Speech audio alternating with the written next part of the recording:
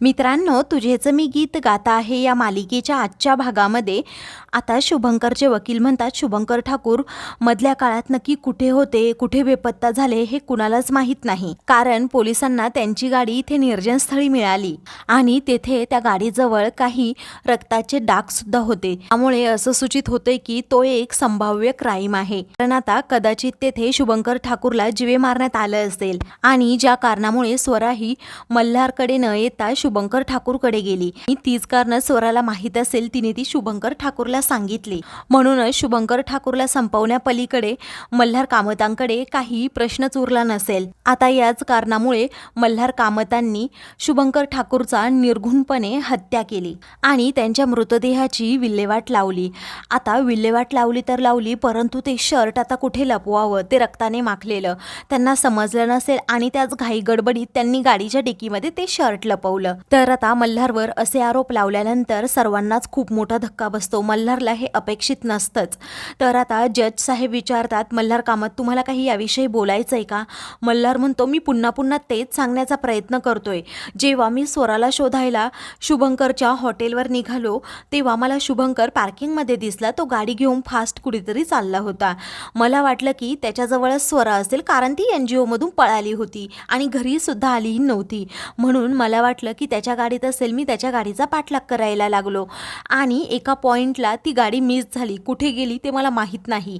तर आता त्यावेळी शुभंकर मला शेवटचा भेटला आणि मी त्याला शेवटचंच पाहिलं, असं मल्हार म्हणतो. शुभंकरची वकील पुढे जाऊन म्हणते की असंही झालं असेल ना की मल्हार कामत हे शुभंकरच्या पाठीमागे गेले असतील. त्या दोघांमध्ये आता खूप वाद झाले असतील, कारण की स्वरा तेथे त्या गाडीमध्ये नव्हतीच. म्हणून आता स्वरा नव्हती म्हटल्यावर मल्हार कामतांना राग आला असेल, त्या दोघांमध्ये बाचाबाची झाली असेल आणि मग मल्हार कामतांनी शुभंकर ठाकूरला संपवलं असेल. मग नंतर मल्हार कामतांना फोन आला त्यांच्या भावाचा की स्वरा सापडली म्हणून.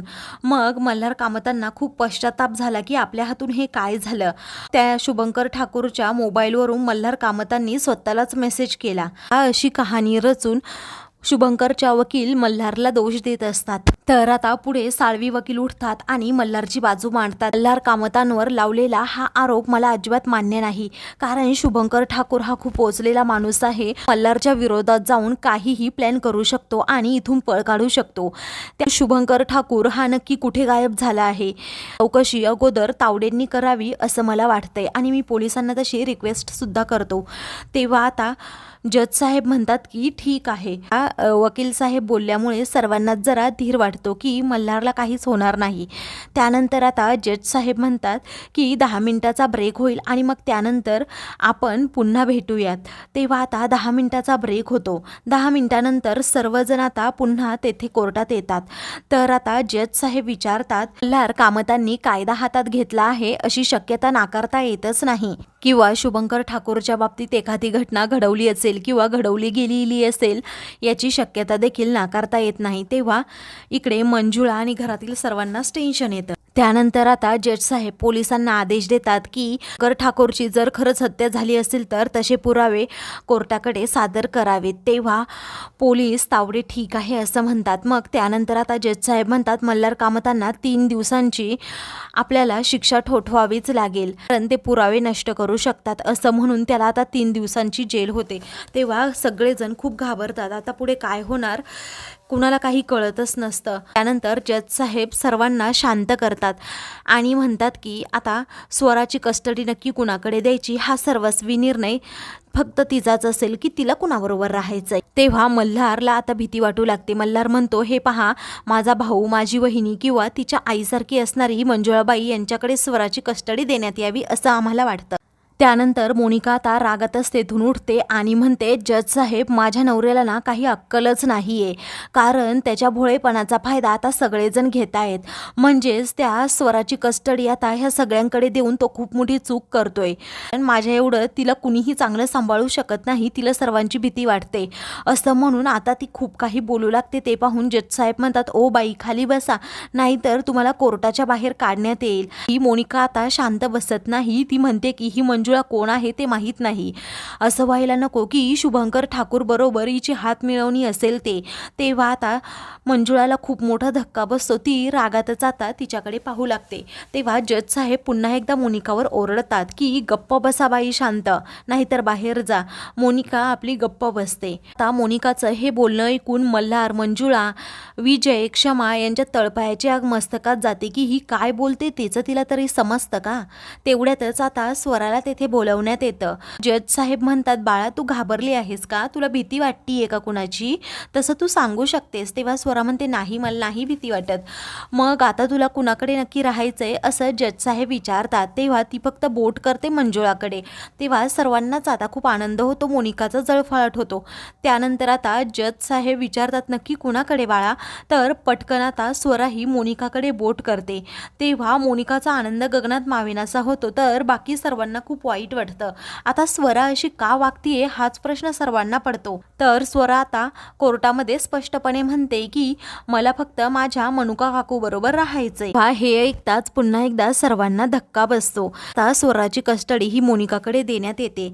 जज साहेब तिला विचारतात की तुम्ही खरंच स्वराची काळजी घेऊ शकता का. तेव्हा मोनिका मोठ्या तोऱ्यातच उठते आणि म्हणते, हो मी स्वराला कधीही काहीही होऊ देणार नाही, अगदी तिच्या जवळच बसेन, तिची काळजी घेईल, तुम्ही अजिबात टेन्शन घेऊ नका. तेव्हा जज साहेब पुन्हा एकदा तिचा पाणउतारा करतात आणि म्हणतात, आम्ही तुम्हाला फक्त एवढंच विचारलंय, तुम्ही तिची काळजी घेऊ शकताय का, पुढचं बोलू नका, असं म्हणून मोनिकाचा जज साहेबांनी असं उत्तर दिल्यानंतर मोनिकाचा भर कोर्टात अपमान होतो. तर आता स्वरा ही लगेच मोनिकाकडे जाते. तर मोनिका क्षमाला धक्का देऊन तिला जवळ बसवते. तेव्हा क्षमाला आता खूप राग येतो. तेव्हा लाडातच जवळ घेऊन तिचा गोड पापा घेऊन आता मोनिका सर्वांना दाखवून देते की माझं स्वरावर प्रेम आहे. तर निरंजन मामा आणि मंजुळा एकमेकांकडे पाहतच राहतात. तर पुढे आता जज साहेब एक निर्णय देतात की सर्व स्वराच्या बाबतीतले निर्णय ह्या फक्त कुटुंबातील व्यक्तींचा यामध्ये अजिबात सहभाग नसेल. त्याचबरोबर कोर्ट NGOला आदेश देते की NGOने वरचेवर त्यांच्या घरी जाऊन स्वराला एकांतात प्रश्न विचारायचे आणि कुटुंबातील व्यक्तींचा यामध्ये अजिबात हस्तक्षेप नसेल.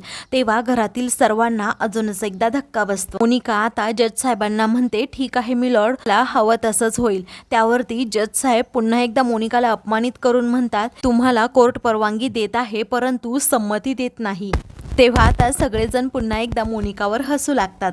तर आता मनातल्या मनात मोनिका म्हणू लागते की यांना हसायचंय तेवढं हसू देत. या मूर्ख आणि स्टुपिड कामतांच्या विरोधात जाऊन मी स्वराबरोबर काय काय करणार आहे त्यांना काय माहिती. तर आता जज साहेब कोर्ट संपला आहे असं म्हणून तेथून जातात. तर आता मोनिका लगेच स्वराचा घट्ट हात पकडते आणि तिला फरफटतच तेथून घेऊन चाललेली असते. घरातील सगळ्यांना आता स्वराची ही अवस्था पाहवत नाही.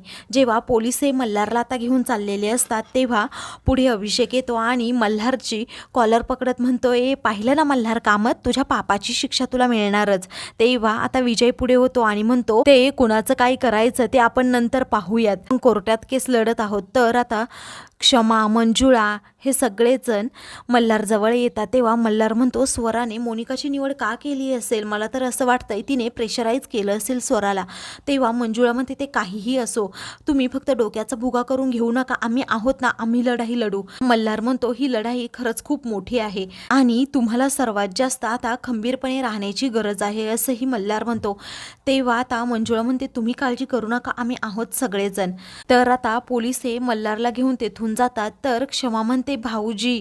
तेव्हा मल्हार म्हणतो, तुम्ही अजिबात काळजी करू नका वहिनी, मी असा सुखरूप बाहेर सुटेल, तुम्ही फक्त संकटाला धैर्याने सामोरं जा, असं म्हणून मल्हार आता सर्वांनाच धीर देतो आणि मंजुळाला सर्वांची काळजी घ्यायला सांगतो. आता मित्रांनो, पुढील भागामध्ये तावडे मल्हारला विचारतात की खरंच तुम्ही शुभंकर ठाकूरचा खून केला असेल ना, तसं सांगून टाका कोर्टाला. त्यावरती विक्रम राजाध्यक्षाने शुभंकर ठाकूरचा खून केल्याचं मल्हार सत्य आता तावडेंना सांगतो. त्यामुळे तावडेही हादरतात. दुसरीकडे आता स्वरा, मला तुझ्याबरोबर बोलायचंय असं मंजुळा स्वराला म्हणते. तेव्हा मोनिका म्हणते, माझ्याकडे कोर्टाची परवानगी आहे, तुम्ही माझ्या परवानगीशिवाय असं एकांतात तिला घेऊन जाऊ शकत नाही, आता तुझी राजकन्या माझ्या ताब्यात आहे, असं म्हणून मोनिका खूपच भाव खाऊन जाते. अशाच मालिकेंचे पुढील भाग पाहण्यासाठी चॅनलला सबस्क्राईब करा.